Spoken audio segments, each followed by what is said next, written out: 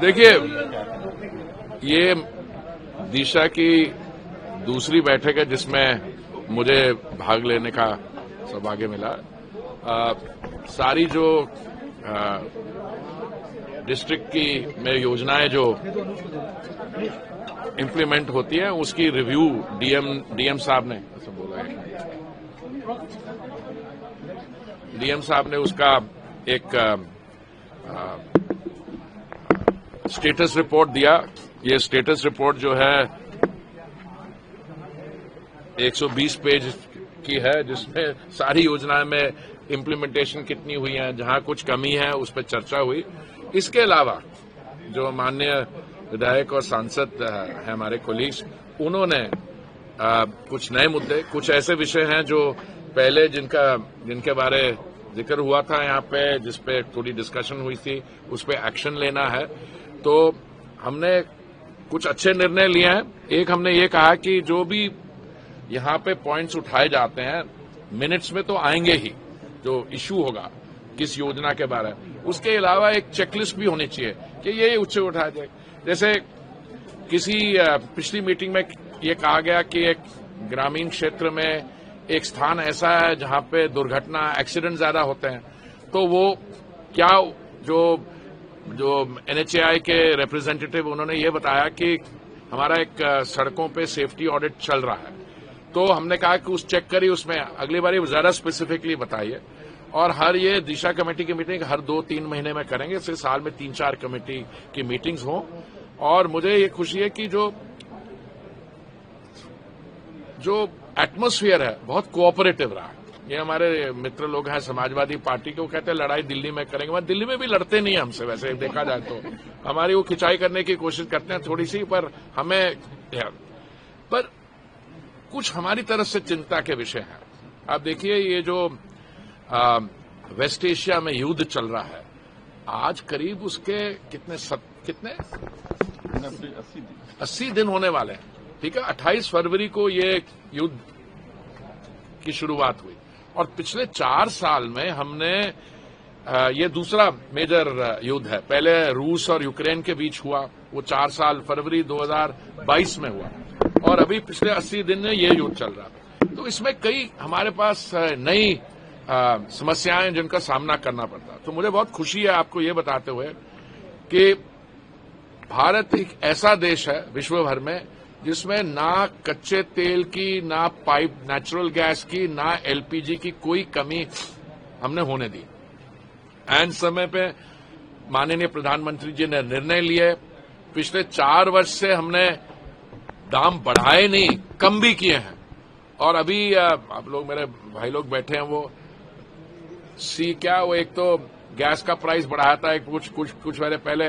तो मैंने कैलकुलेशन की कि अगर एक परिवार एक सिलेंडर को 3 महीने में इस्तेमाल करता है तो 60 रुपए बढ़ने से तो एक दिन में कितना, 2 रुपए, 1 रुपया उसका बढ़ाए। तो ठीक है, नहीं बढ़ाना चाहिए अगर हो सके, पर अभी इस समय कंपनियों का 1000 करोड़ का एक दिन में ओएमसी जो है वो लॉस हो रहा है। अंडर रिकवरी तो और भी ज्यादा, पर स्पिरिट बहुत कोऑपरेटिव थी। एक हमने जो बहुत कोशिश की है, सीएमडी हमारे हैं गेल के, gas authority of India limited के, हम वाराणसी में, काशी में हम ये चाह रहे हैं कि जो पाइप गैस कनेक्शन थे वो ज्यादा तेजी से, जो एलपीजी कनेक्शन थे उसको ज्यादा तेजी से पाइप गैस में कन्वर्ट किया जाए।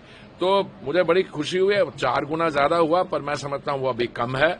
और हम चाहेंगे कि इस समय एक दिन में, वो कह रहे थे कि 800 इफेक्टिव कनेक्शंस पाइप गैस के एक दिन में 800 दे रहे हैं, जिसमें वो कह रहे थे कि 400 जो एलपीजी के लाभार्थी थे वो कर रहे हैं।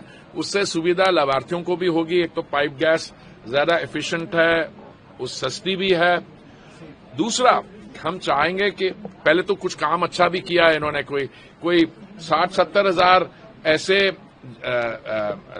जब रसोई में, जहां पे एक दिन में 60-70 हजार बच्चों को खाना जाता था एटसेट्रा, जहां पे एक महीने में 6000 सिलेंडर लगता था, 6000 सिलेंडर कमर्शियल सिलेंडर लगता था, उसको रिप्लेस कर दिया पाइप गैस। एक वो काम हुआ, पर अभी भी मैं समझता हूं कि इसको हमें आगे ले जाना है। ये 800 कनेक्शन की जगह हमें वाराणसी में ही इसको दुगना तिगना 3 गुना इसको ले जाना है। और हम चाहेंगे कि देश भर में हर रोज ये 50,000 भी हम देश में कन्वर्ट कर दें एलपीजी कनेक्शन। तो आप देखिए आने वाले समय में, अब लोग कहते हैं कि पहले क्यों नहीं आपने सोचा। अरे मेरे भाई, कभी ऐसी हमारे सामने समस्या आई नहीं, और आई भी और हमने कभी इससे हम इसमें कोई इस चैलेंज को हमने अपॉर्चुनिटी में कन्वर्ट किया। और एक देश है जहां पे दाम हमने कम करते रहे और कहीं कमी नहीं है एलपीजी की। या कभी कभी आइसोलेटेड रिपोर्ट्स आती हैं कि किसी जगह में क्यूज लग गए। क्यों? किसी ने क्या सोचा, थोड़े लोगों ने होर्डिंग की कोशिश की, थोड़ी ब्लैक मार्केटिंग की कोशिश की। वो भी हमने बहुत डिस्ट्रीब्यूटर्स को भी डिस्ट्रीब्यूटरशिप्स को कैंसिल किया। वाराणसी में pipe gas, natural gas, petrol diesel की कोई समस्या नहीं है। सब जगह आउटलेट्स है, देश में बाकी जगह भी है। पर आज की मीटिंग मेरे लिए बहुत एक पर्सनली बहुत सेटिस्फाइंग थी। सेटिस्फाइंग क्यों? इसलिए क्योंकि स्पिरिट कोऑपरेटिव है। जो सवाल उठाए गए, मैं समझता हूं ये सवाल उठाने लायक है और एमपीज का और एमएलएज का ये हक बनता है उठाए। और डिस्ट्रिक्ट एडमिनिस्ट्रेशन का भी मैंने देखा, बाय एंड लार्ज जो अधिकारी गण है, हमारे अधिकारी लोग हैं, उन्होंने भी जो जवाब दिए हैं, कुछ कमियां थी जो हम इसको करेक्ट करेंगे प्रोसेस के द्वारा। बहुत बहुत धन्यवाद। रोपवे और जो स्टेडियम है, इसको हम लोग कब तक उम्मीद करें कि तो बताएं? अगस्त 15 तक। अरे भैया, रोपवे और स्टेडियम की बात कर रहे हो। परसों मैं माननीय मुख्यमंत्री जी के साथ था गोरखपुर में। वहां पे वो 30,000 व्यू स्पेक्टेटर्स का वो कैपेसिटी बढ़ भी सकती है। एक इंटरनेशनल लेवल का क्रिकेट स्टेडियम बन रहा है। तो यूपी में काम तो दबा के हो रहा है।